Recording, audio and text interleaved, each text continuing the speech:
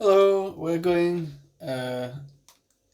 This is a CD by an aggressive heavy metal band, but a Christian heavy metal band that I really like, Liberty and Justice, that I just found out about through the a general website about Christian heavy metal, mostly from the 80s, because that's when heavy metal was most popular, and it's called Dead to Self Radio.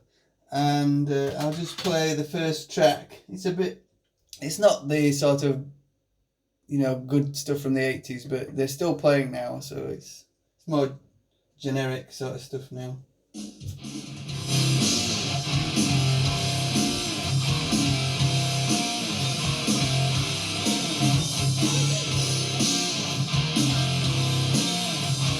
a bit of fun, and yeah, the most important thing I think about being a Christian is being a nice person. Now that means that the naturally strong, tough people look after the naturally gentle, caring people. We need each other. Without without being nice, you can't do that, and we all lose out. So that's what I think it's about.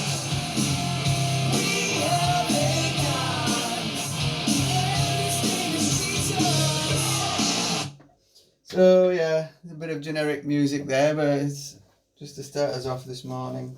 We've got a day off. It's a bank holiday in England, bank holiday Monday at the end of August.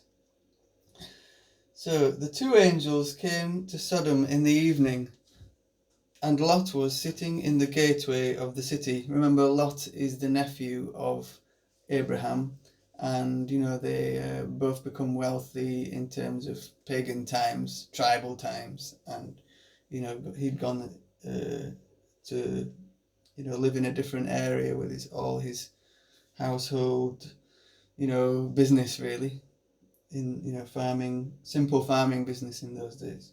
The two angels came to Sodom in the evening, and Lot was sitting in the gateway of the city. When he saw them, he rose to meet them and bowed low with his face to the ground. That's a sign of very active humbleness, humility, where you're doing humbleness, not being, you're being actively humble, not, having humbleness put upon you by poverty, where you're forced to be humble. This is doing it first. That's what we believe in as religious people, no matter whether you're Buddhist, Muslim, Christian, Jew, Hindu, all those other religions, they all believe in doing things first. That's why they call it the faith. Well, in secular society, we call it faith communities, but that means secular means everything, the world. So it includes faith communities.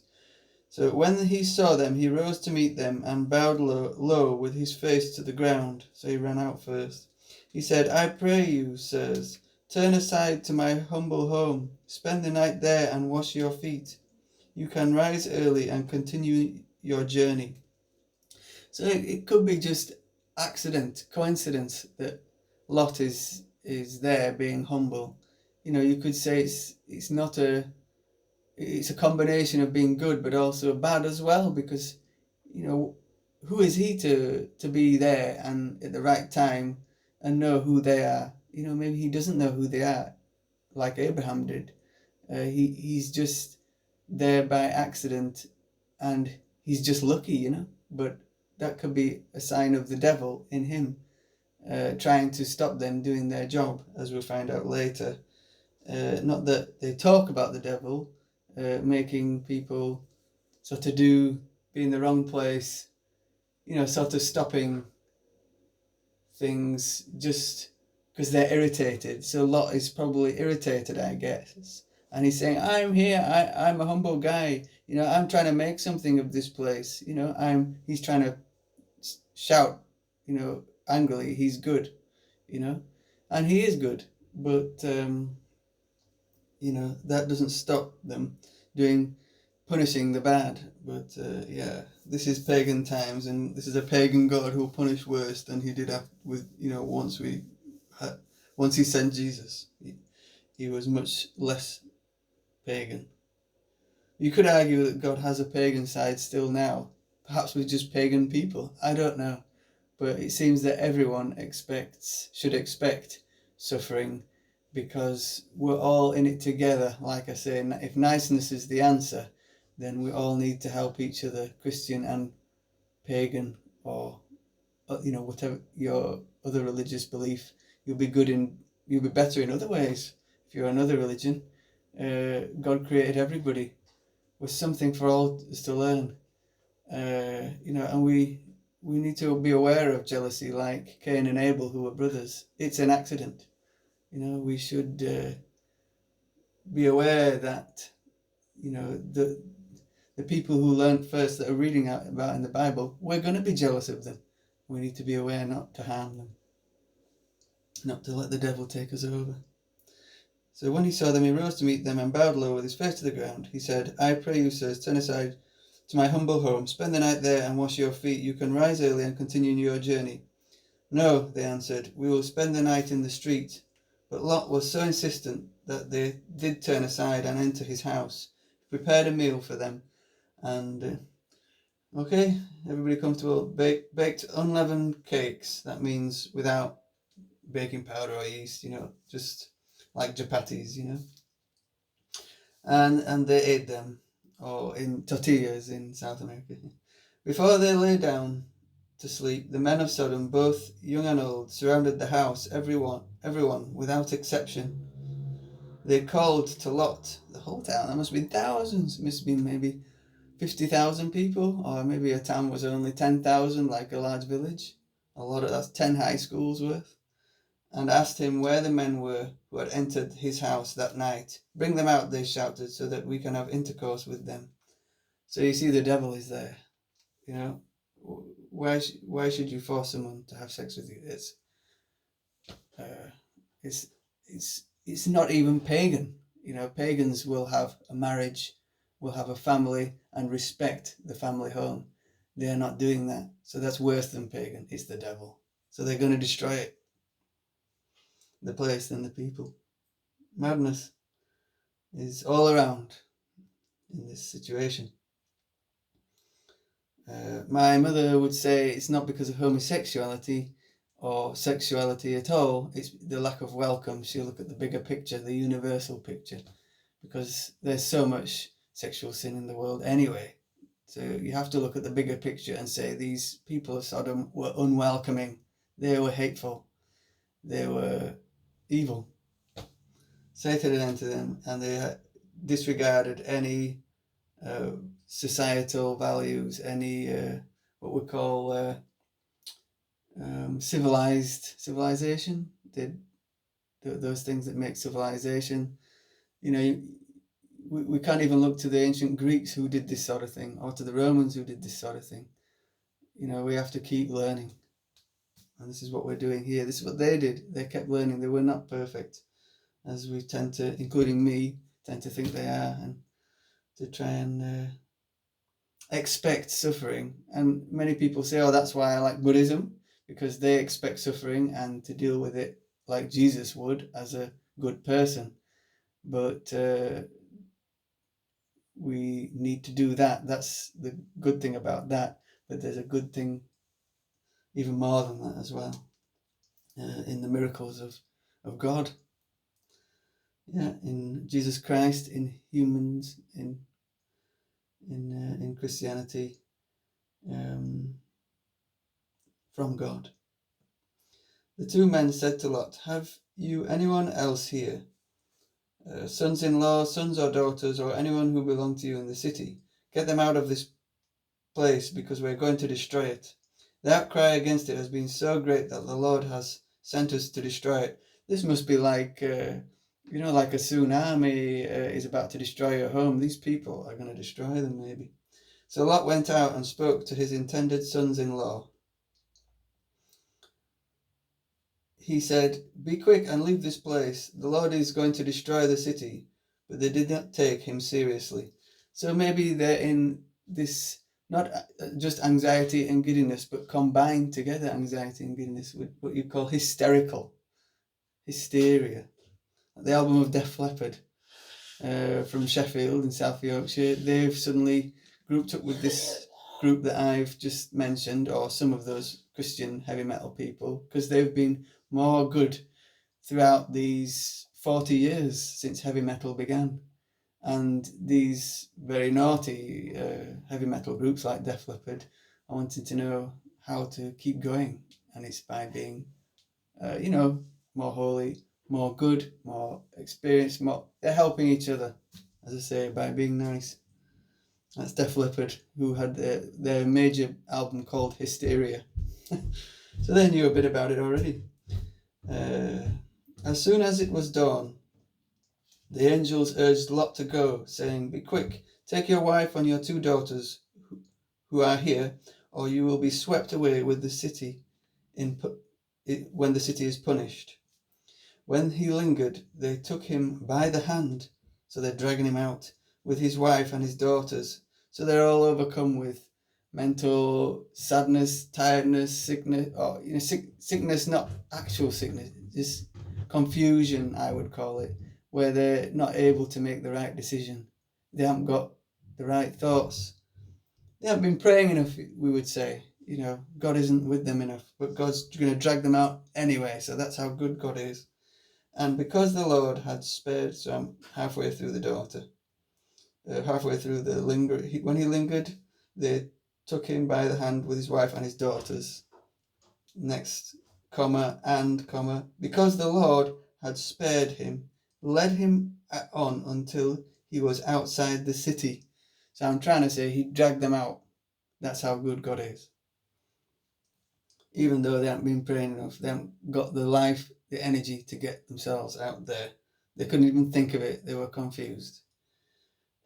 Worse than they couldn't think of it, they were so confused, they didn't know whether they should stay or go. They didn't know whether the people were bad or good. They didn't know whether the angels with them were bad or good. They couldn't trust the angels because they thought, well, they're not material. They're from above. They're not real. They're not like these chili plants. You can feel them. Like you could, touch something where you are, at home, or wherever you are now. So, so I'm at led now, not daughter. Led him on until he was outside the city. So let's break away from confusion. When they had brought them out, they said, "Flee for your lives. Do not look back and do not stop anywhere in the plain. Flee to the hills, or you will be swept away." So it's trust God and keep going, and expect suffering. You trust God and keep going. That's the message, I think. That's what I've learned on another video from a good place. Let's just stop now, and I'd like to say that you have evangelical Christians who will directly say amazing things like what I'm doing now, and then you'll have the traditional Christians who have basically become more like not as bad as this situation, but more like, oh, I don't care, let's just chat in the seats at the theatre, not stand on the theatre and do the show like I'm doing now.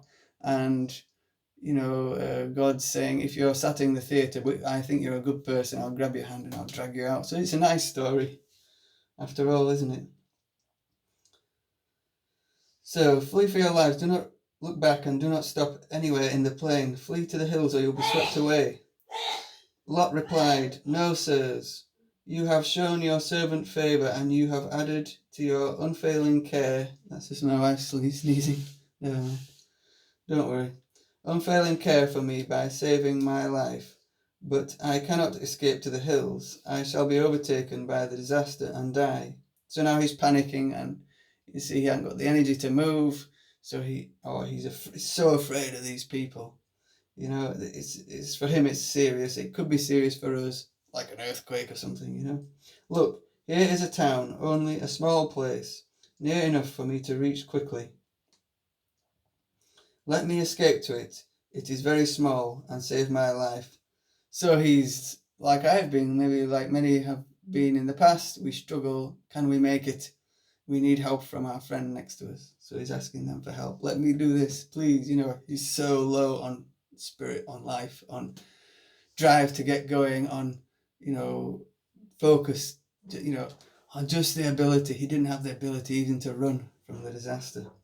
So he asked them to help him with motivation. He did not have motivation. And saved my life. He said to him, I grant your request.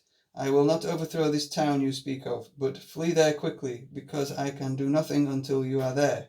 That is why the place was called Zoar, Zoar. And in the footnote B, that is small. Zoar means small. The sun had risen over the land as Lot entered Zoar, and then the Lord rained down fire and brimstone. I'm only taking that because I'm hot. Taking my hat off because I'm hot. The Lord rained down fire and brimstone from the skies of Sodom and Gomorrah. He overthrew those cities and destroyed all the... I'll just bring this closer, because I'm sensing someone's making superstitious thoughts. Just forget it. Superstition is, it'll lead you just to sit down, even more, fall asleep in the seats of the theatre, Right? So that's why it's silly superstition. So anyway, there we go. But flee there quickly, because I can do nothing till you're there. That is why the place is called Zoar, the sun of original land. Lord rained down fire and brimstone from the skies on Sodom and Gomorrah. That's where the saying goes, don't shout at me from the pulpit like fire and brimstone,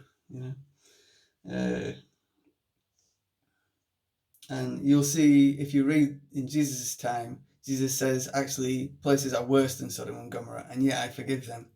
So that's where there's a truth and a falseness.